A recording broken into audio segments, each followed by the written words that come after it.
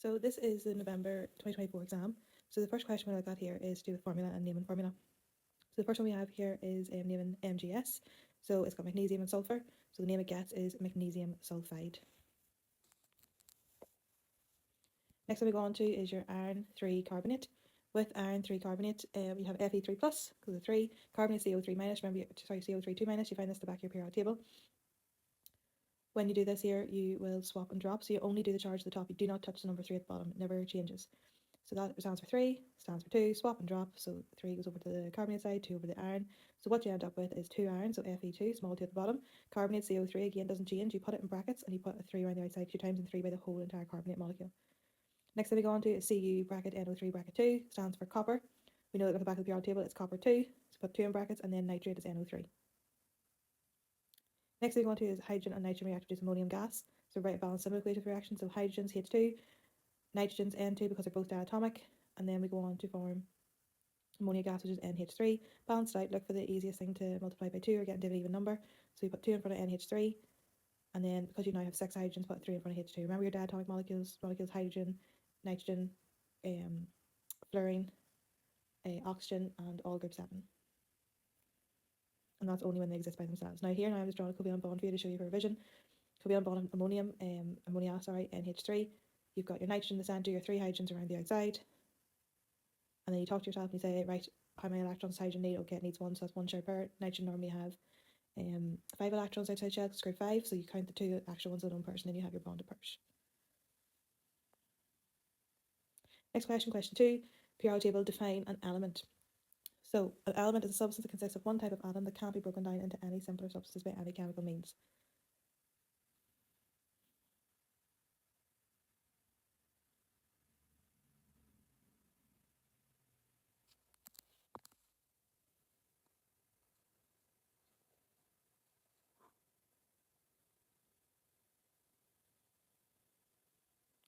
So next thing, state the number, the group number, and the period number of nitrogen. Use your dialyph to help you answer this question. Oh yes, but you're also very careful when you're writing in the exam. Do not write below the line because the examiner can't see it. Make sure it's on the line, so ask for extra paper in that case. So if we look at nitrogen, nitrogen's group 5, and it's in period 2. Group 1 reacts vigorously with water. The 2 observations which occur, both potassium and sodium react with water. I've named a few here. So you've got your fission, it moves and floats on the surface, its solid disappears, colourless solution formed, and heat released. Now, if you're asked for the equation for this, for example, potassium, it'd be potassium plus water gives potassium hydroxide plus hydrogen. Okay, so that's what the fission and gas given off. The gas given off would be your hydrogen. Same thing for sodium. So sodium plus water gives sodium hydroxide plus hydrogen.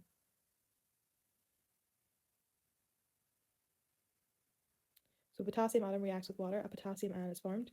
Write the half equation to show the formation of potassium ion from potassium atom. So it's going from a potassium atom.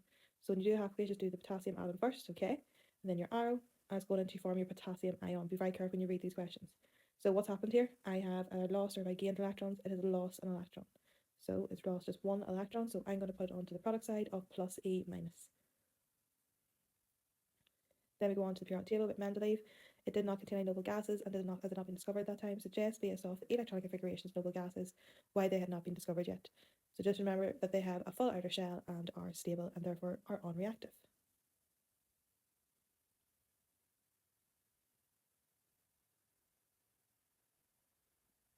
Next one, state how elements are arranged in the Mendeleev periodic table. They're arranged by the atomic mass number. So that is the top number in the periodic table. So if you have your element, for example, here you'll see that the mass number is always the top, atomic number is the bottom. And just remember the modern periodic tables are arranged by atomic number instead. So that's the bottom number.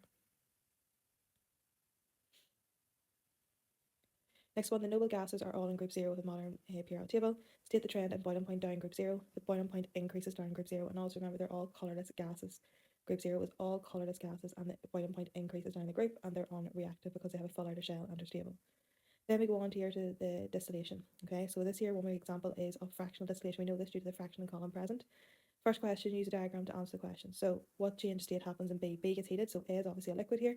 So when it gets heated, it evaporates. That's the change in state. Or evaporation, apologies. The next one we have is what's the name of the state when it happens in D? So D is condensation because the D up there is a condenser. What name is given to E? E is a distillate. In filtration, where you have a filter funnel and filter paper, that's called filtrate that you produce, but in this case it's distillate. Define the term a pure substance. A pure substance is made up of a single element or compound that is not mixed with any other substance. So a single element or compound is one mark, does not mix with any other substance is your second mark.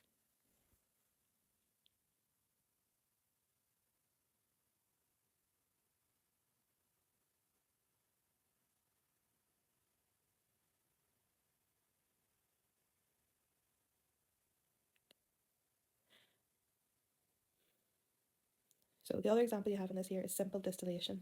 Simple distillation, remember, is just whenever you do not have a fractional column. Now this bit I'm pointing to here as well is a condenser. Remember that is where the water goes in the bottom, water at the top, and it converts the gas into a liquid which collects in your beaker, which is the distillate. And just remember, simple distillation is whenever you remove the fractional column, so it's not there. You're still got your thermometer, and be careful that your thermometer has to be at the point of where the condenser and your where the gas will go into the condenser at, not below or not above it. Next one we have is calcium carbonate reacts with hydrochloric acid neutralization reaction. Describe how the reaction of solid calcium carbonate with hydrochloric acid and carbon dioxide gas is one of the products produced. In your answer, you should include the following. So name 2 products formed, 3 observations during the reaction, and describe how the test for carbon dioxide gas is given the result for a positive test.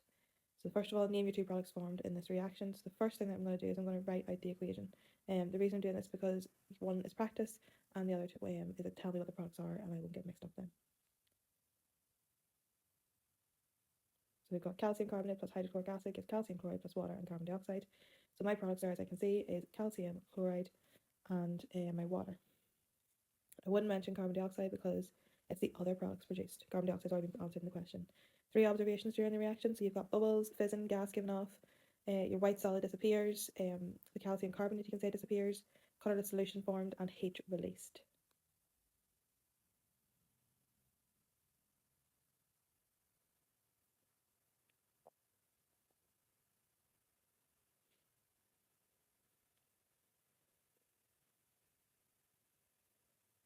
Now, then we have describe the test for carbon dioxide in the positive test. So again, bubble through lime water, and it goes from colourless to milky solution.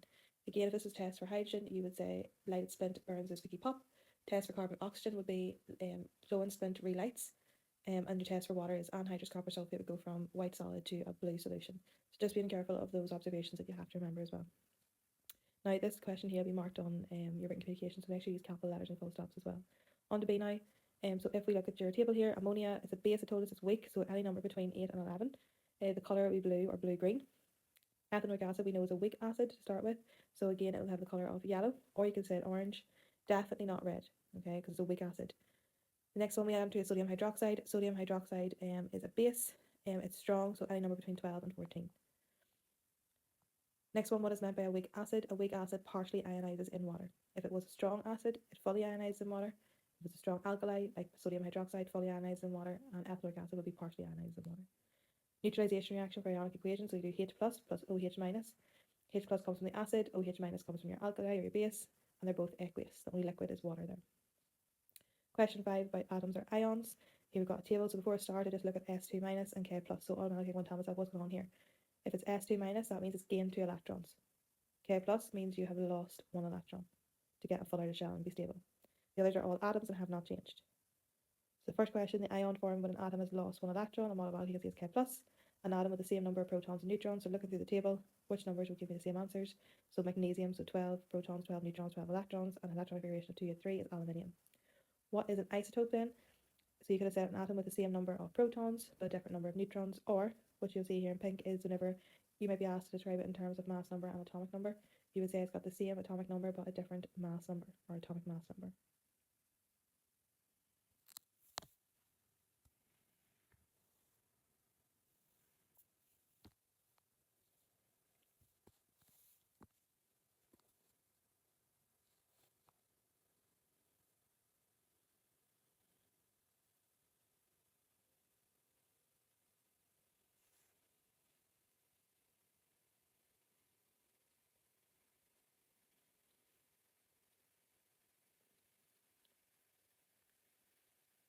Next question is one we all like about isotopes. So it's asking us to calculate the relative atomic mass to 2 decimal places. So what you simply do is you take your isotope mass number, so 72 times the abundance, 63.8, add on the next one, so 73 times 21.7, plus 74 times 14.5. Now making sure you're adding those values together. And then you divide it by the total abundance, so whenever you work out the relative abundance, the total there is 100, and divide that, you end up with an answer of 72.5. So in this answer, you'd write 72.51 because it's 2 decimal places. Next question is about bonding. So in the space below, you had to show the dot and cross diagram for CH4. We know it's covalent bond. So carbon's in the centre, you've got your 4 hydrogens around the outside. If we think about hydrogen, because remember you always do the outside ones first. So your hydrogen's the outside, ask yourself the questions, how many electrons does it need? It needs 1, because it only has 1, it needs another 1 to get 2 in its outer shell. So that's how many shared pairs it will have, so 1 shared pair in each. Then we already know carbon has 4, so if carbon has 4, they've already accounted for them. Then we look at nitrogen here. Nitrogen remembers diatomic molecule, which is also covalent. It's got 2 lone pairs. And then the second question, how many covalent pairs there is 3 here, as you can see me circling. Next one we go on to is our ionic bonding. Magnesium and oxygen. It's asked us about the ions that are produced. So we know magnesium ions got 2 electrons in their shell. It's easier to lose 2 than it is to gain 6. So it'll end up being an electron configuration of 2, 8 with a 2 plus charge. Oxygen on the other side has got 6 electrons in their shell, so it's easier to gain 2 than it is to lose 6. So it'll have a 2 minus charge. And as you can see there, I'm putting the axis to show the difference in the electrons being pulled into it. Last question there, it says about metallic bond and describing metallic bond. So it's attractions between positive ions in a sea of delocalized electrons in a regular lattice.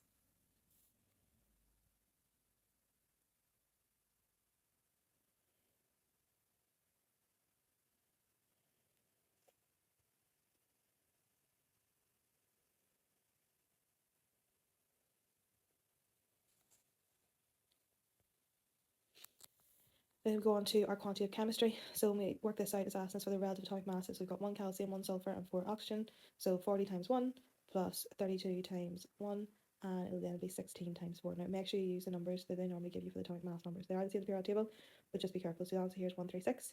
For calcium hydroxide, you have 1 calcium, 2 oxygen, and 2 hydrogen because inside the brackets. So 40 times 1 plus 2 times 1, 16 plus 2 times 1, which gives me a grand total of 74. Then we look at the next question about magnesium hydroxide as one of the substances in indigestion tablets. It reacts with hydrochloric acid. It told us that there was 29 grams of magnesium hydroxide used, and they give us the relative formula mass, and they've asked us to calculate the number of moles. So when we write moles equals mass over relative formula mass, or FM, or MR is sometimes it's called as well. And we look at our mass, so it's 29 divided by 58, which gives me a total of 0.5 moles. Now, next question says, use the balanced symbol equation, calculate the mass of magnesium chloride produced when 2.29 grams of magnesium hydroxide reacts with excess hydrochloric acid. So I'm not too worried about the hydrochloric acid. So I'm going to use magnesium hydroxide to magnesium chloride. And if you look, there's no balance in numbers there. So MgCl2, so the ratio here is just 1 to 1. If there's balance in numbers, the ratio will change. If we already know there's 0.5 moles of magnesium hydroxide, that means we also have 0.5 moles of magnesium chloride. Then to work out your mass equals moles times RFM. And your number of moles is 0.5. The RFM, I've already told you, the MR is 95, which gives us a total of 47.5 grams. The reaction was carried out and the actual mass of magnesium chloride produced was 35 grams. Calculate the percentage yield. Remember, to calculate your percentage yield is just basically your actual yield that you got over the theoretical yield times by 100. So 35 divided by 47.5 times 100 gives us an answer of 73.7%. Remember, this is like what you actually end up getting, because in real life you never get 100%. Reason being, it's the next question, so you may have loss of product during transfer, or during separation. You may have side reactions happening, and the reaction may not have went to completion either. So there's 3 examples. So they don't always just ask you for 1, sometimes they ask you for 3. So know the 3 reactions. So loss of product during transfer, side reactions, and the reaction was not finished or completed. Question 8, we go on to hear about graphene. So it's an allotrope of carbon, just like you have of diamond and graphite. So complete the sentence. A single atom thick layer of graphite is for graphene. It is a giant covalent bond. How does graphene conduct electricity? It's got delocalized electrons that can move and carry the charge. So delocalized electrons, 1 mark, can move and carry the charge is your second mark for those questions. So always ensure you say can move and carry the charge. Give 2 uses of graphene. You've got batteries and you also have solar cells. Solar cells is what you find in solar panels or in your garden gnomes at the back of your house. Define the term allotrope. Allotrope is different forms of the same element for 1 mark in the same physical state, which is your second mark. So different forms of the same element in the same physical state.